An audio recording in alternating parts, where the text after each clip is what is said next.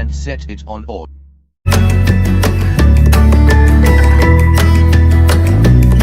तो completely Euclid division lemma को पढ़ने से पहले हम लोगों को ये पता होना चाहिए कि लेमा वर्ड से क्या मतलब है, मतलब उससे हम क्या समझते हैं, और एल्गोरिदम वर्ड से क्या मतलब है, क्योंकि एल्गोरिदम भी काम आने वाला है इसमें। एल्गोरिदम का सिंपल सा लॉजिक क्या है? N algorithm is a series of well defined steps. देखो, मैं अगर आपको सिंपल लैंग्वेज में बताऊं, पहले डेफिनेशन पढ़ लो आप। Steps which gives a procedure for solving a type of problem. किसी भी एक तरीके की कोई प्रॉब्लम है, अगर उसको सॉल्व करने का आप वेल डिफाइंड तरीका निकाल लेते हो। वेल डिफाइंड तरीके का मतलब क्या है? मतलब कि कोई एक पर्टिकुलर प्रॉब्लम है, उसे सॉल्व करने के लिए आपको स्टेप 1 करना पड़ेगा, 2 करना पड़ेगा, 3 करना पड़ेगा, 4 करना पड़ेगा। लेट्स से 4 स्टेप है उसमें। अगर आप उन चारों के चारों स्टेप्स की जगह क्लियर है कि पहले नंबर पे पहले ही होगा, दूसरे नंबर पे दूसरा होगा, तीसरे नंबर पे तीसरा होगा, इस तरीके से वो चारों के चारों जो स्टेप्स हैं वो वेल डिफाइंड है, क्लियर है। और इनके जो ये जो पूरा का पूरा ये स्टेप्स की जो सीरीज है, सारे के सारे स्टेप्स की जो सीरीज है, इसको कंबाइंड तरीके से हम लोग क्या बोलते हैं? एल्गोरिदम। मतलब जब कभी भी किसी भी एक पर्टिकुलर प्रॉब्लम को सॉल्व करने के लिए आपको कुछ स्टेप्स की जरूरत होती है, और सारे के सारे स्टेप्स क्या है? वेल डिफाइंड है। पहला पहले नंबर पे ही होगा, दूसरा दूसरे नंबर पर ही होगा। तो इस तरीके के जो स्टेप्स होते हैं उनकी सीरीज को क्या बोला जाता है? एल्गोरिदम। अब आगे बढ़ते हैं और देखते हैं लेमा। लेमा का मतलब क्या होता है? लेमा का मतलब सबसे पहले तो डेफिनेशन देख लेते हैं। Lemma is a proven statement used for proving another statement. मतलब लेमा एक स्टेटमेंट है। सबसे पहली बात तो ये एक ऐसी स्टेटमेंट है जो किसी और चीज़ों को प्रूफ करने के लिए, फॉर एग्जाम्पल मैं बोलूँ 2 जो है वो किसी भी इवन नंबर को डिवाइड कर सकता है, तो ये चीज़ तो एक प्रूवन स्टेटमेंट हो गई कि 2 जो है वो एक किसी भी इवन नंबर को डिवाइड कर सकता है। अब वहीं मैं बोल दूँ 4 को भी डिवाइड कर रहा है, 6 को डिवाइड कर रहा है, 8 को डिवाइड कर रहा है, तो देखो प्रूवन स्टेटमेंट है और ये काम आ रही है बाकी सबको प्रूफ करने के लिए कि ये 4 को भी डिवाइड कर सकता है, 6 को भी डिवाइड कर सकता है, 8 को भी कर सकता है, 10 को भी कर सकता है। मतलब एक ऐसी स्टेटमेंट जो किसी और चीज को प्रूफ करने के लिए काम आए, ऐसी स्टेटमेंट को क्या बोला जाता है? लेमा। मतलब कोई एक स्टेटमेंट दे दी, अब उसको वो प्रूव्ड है, वो स्टेटमेंट प्रूव्ड है कि इवन नंबर जो है वो 2 से डिवाइड होंगे। अब उसका यूज किया जा रहा है कि आप बता दो 4 को जो है वो 2 डिवाइड कर पाएगा, 6 को डिवाइड कर पाएगा, 8 को डिवाइड कर पाएगा। अब हम कैसे बोलेंगे?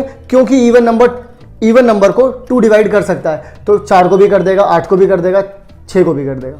तो इसे बोलते हैं लेमा। मतलब कि अब हमें ये समझ में आ गया एल्गोरिदम का मतलब क्या है और लेमा का मतलब क्या है। एल्गोरिदम क्या है?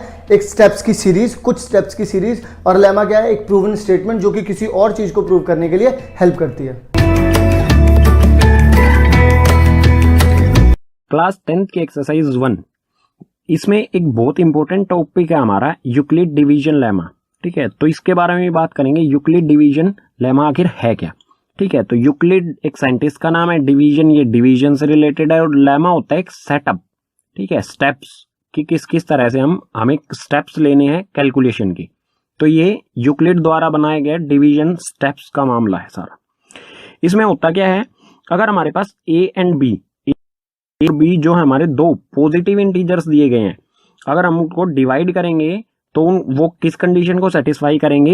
ए equals to B Q plus में आर।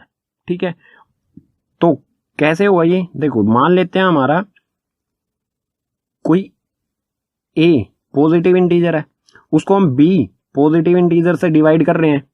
ठीक है, तो हमारा क्या आएगा? बी को हम किसी क्यू, क्वोशंट यहां पर आता है, क्यू से हम मल्टीप्लाई करेंगे तो यहां पर हमारा कुछ जो डिजिट आएंगी, फिर इसमें से इसको माइनस करेंगे तो हमारा लास्ट में कुछ आर बचेगा। ठीक है, ये मतलब हम सिंपली जो डिवाइड करते आ रहे हैं ना, एक तरह से इसी को कह सकते हैं हम यूक्लिड डिवीजन लेमा। ठीक है, किसी ए को हम डिवाइड करते हैं बी से, किसी ए पॉजिटिव इंटीजर को बी से अगर डिवाइड कर देते हैं तो हमें क्वोशंट मिलेगा और आर मिलेगा। अब हम इसको कैसे लिख सकते हैं? ठीक है, ए इक्वल्स टू ए किसके इक्वल होगा? बी मल्टीप्लाई में क्यू प्लस में आर। ठीक है, और यहां पर आर की वैल्यू क्या होगी? आर की वैल्यू क्या होगी? आर 0 के इक्वल हो सकता है, या तो हमारा रिमाइंडर जो है वो बिल्कुल 0 आएगा, या फिर 0 से बड़ा हो सकता है। ठीक है, 0 इक्वल टू 0 और greater than 0 and less than B. और हमेशा क्या होता है? लेस देन बी आता है। ठीक है, हमेशा जो रिमाइंडर होगा हमारा बी से कम आएगा। तो इसको समझने के लिए हम एक सिंपल एग्जाम्पल ले लेते हैं। ठीक है, तो एग्जाम्पल लेते हैं इसको समझने के लिए। इसका यूज कहाँ कहाँ किया जाता है? एक तो डिवीजन में किया जाता है और HCF फाइंड करने में इसका मेनली यूज किया जाता है। ठीक है, और भी कई जगह कैलकुलेशंस में इसका यूज किया जाता है, लेकिन मेनली हम जहां पर यूज करेंगे एक तो डिवीजन में और एक एचसीएफ में। तो एग्जांपल ले लेते हैं, जैसे हम 45 ए इक्वल्स टू 45 और बी इक्वल्स टू 6, ठीक है। अगर हम ए हमारा एक पॉजिटिव इंटीजर है 45, इसको हम डिवाइड करते हैं बी की वैल्यू 6 से, ठीक है, तो 6 के टेबल काउंट करेंगे हम, 6 1 जा 6, 6 2 जा, इस तरह से हम काउंट करेंगे तो आएगा 6 7 जा 42। अब इसमें से हम माइनस करेंगे तो माइनस करने पर आएगा 5 में से 2 को माइनस किया 3 एंड 4 में से 4 को माइनस किया 0। तो अब हम 45 को कैसे लिख सकते हैं? 45 can be written as 45 equals to 6 multiply में 7, 7 इज अवर क्वोशिएंट, ठीक है। बी वैल्यू इससे हमें डिवाइड करना है और इस 6 को 7 से मल्टीप्लाई कर देंगे, जो हमारा क्वोशिएंट आया है, प्लस में रिमाइंडर हमारा कितना है 3, ठीक है। तो ये बात किसके इक्वल होगा? 45 की, ठीक है। बिल्कुल सिंपल कॉन्सेप्ट है ये, ठीक है। तो 6 7 जा 42, 42 प्लस 3 45। तो हम इसको इस तरह से लिख सकते हैं, इस जो हमने ये सोल्व किया है, ठीक है। अब एचसीएफ में किस तरह से यूज करेंगे वो देखते हैं। एचसीएफ निकालना मेनली है इससे, उसको हम थोड़ा पूरा एक्सप्लेन करते हैं, ठीक है। तो मान लेते हैं हमें एग्जांपल दिया, एग्जांपल में कर सकते हैं हम, हमें find the HCF, find HCF of 125 and 40। हमें एचसीएफ निकालना है इन दोनों का। एक तो होता है प्राइम फैक्टराइजेशन मेथड, लेकिन हम निकालेंगे यहां पर यूक्लिड डिवीजन के थ्रू, ठीक है। तो सबसे पहले क्या करेंगे, जो बड़ी वैल्यू है हमारी ग्रेटर वैल्यू, उसको रखेंगे हम अंदर और छोटी वैल्यू से कर देंगे डिवाइड, ठीक है। तो डिवाइड करेंगे 45 2 जा 90, माइनस करेंगे, माइनस करने पर 5 में से 0 गए 5 और 12 में से 9 गए 3, तो यहां पर बचेगा हमारा 35, ठीक है। तो मैं 125 को कैसे लिख सकता हूं? यहां पर 125 इक्वल्स टू 45 मल्टीप्लाई में क्वोशिएंट है हमारा 2 प्लस में रिमाइंडर 35, ठीक है। अब हमारा जो डिवीजर था, जो हमारा ये डिवीजर है, इसको हम शिफ्ट कर देंगे इसके अंदर और रिमाइंडर से कर देंगे हम इसको डिवाइड, तो ये आ जाएगा यहां पर 45। अब करेंगे हम इसे रिमाइंडर, जो हमारा इसका 125 को रिमाइंडर बचा था उससे डिवाइड, 35 1 जा 35, तो यहां बचा हमारा 10, ठीक है। अब 45 को मैं कैसे लिख सकता हूं? 45 इक्वल्स टू 35 मल्टीप्लाई में क्वोशिएंट है हमारा 1 प्लस में रिमाइंडर 10। इसी तरह अब हम 35 से हमने इसको डिवाइड किया, तो 35 को हम शिफ्ट कर देंगे यहां पर, तो ये आ गया हमारा 35, 3 जा 30, रिमाइंडर बचा हमारा 5, ठीक है। तो अब 35 को कैसे लिख सकता हूं मैं?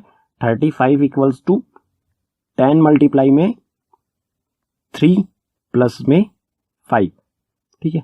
इसी तरह बिल्कुल आगे ही बढ़ाएंगे हम इसे, जो हमारा 10 है इसको ले आएंगे हम यहां पर, ठीक है। मैं यहां पर लिख देता हूं, तो 10 आ गया हमारा अंदर, और जो रिमाइंडर बचा, हमने इसको 10 से डिवाइड किया था, तो 10 को अंदर और रिमाइंडर बचा हमारा 5 से इसको करेंगे डिवाइड, तो 5 2 जा 10, 10 में से 10 को माइनस करेंगे 0, रिमाइंडर आ गया हमारा 0। तो 10 को मैं कैसे लिख सकता हूं? 10 इक्वल्स टू 5 मल्टीप्लाई में 2 प्लस में 0। अब एचसीएफ कैसे फाइंड करेंगे?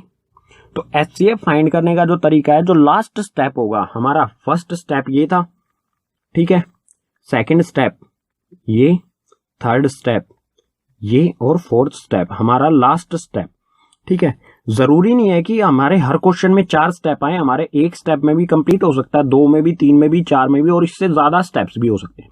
तो जो हमारा लास्ट स्टेप होगा, लास्ट स्टेप में जो डिवीजर होगा हमारा, वही होगा हमारा एचसीएफ, ठीक है। तो लास्ट स्टेप हमारा ये था, इसमें डिवीजर क्या है हमारा 5, तो एचसीएफ हो जाएगा हमारा HCF of 125 and 45 equals to 5। इस तरह से हम इसमें एलसीएम निकाला जाता है। ठीक है, तो आपको वैसे ही प्राइम फैक्टराइजेशन मेथड से भी हम निकाल सकते हैं, लेकिन हमें यूक्लिड डिवीजन से इन सब चीजों को करना है। ठीक है, तो यही होता है हमारा कॉन्सेप्ट यूक्लिड डिवीजन का। इसके यूजेस क्या क्या हैं आगे आने वाले एग्जांपल्स में, मतलब जो हमारे क्वेश्चंस आएंगे उसमें और अच्छी तरह से इसके यूजेस हमें समझ आ जाएंगे। ठीक है।